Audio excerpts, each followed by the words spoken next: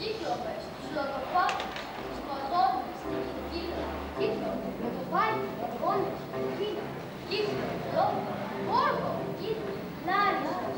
Αυτό είναι, έπρεπε να περάσει όλα αυτά. Να τα γνωρίσεις όλα, για να γίνεις πιο σοφός, έτσι έπρεπε. Έπρεπε. Ιταγνάτη, έρχομαι, ερχόμαστε, το βρήκα και το φέρνω, το κύκλο και το χώρο κυρκυλάρισο.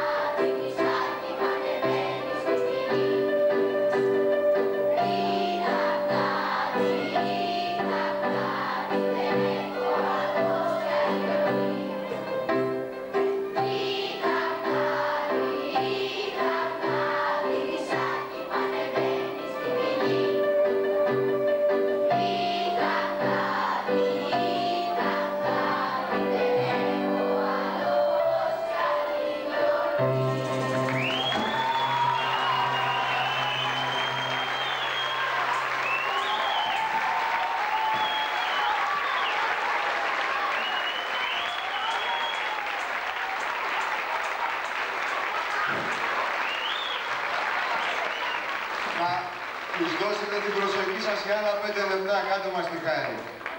Πάλι μου ανάθεσαν τον ίδιο ρόλο όπως πέρσι. Θέλουν να σας πούνε 2 λόγια, τα ίδια τα παιδιά. Το ένα είναι ένα πολύ μεγάλο ευχαριστώ για το χειροκρότημά σας, αλλά δεν τους φτάνει, θέλουν κι άλλο.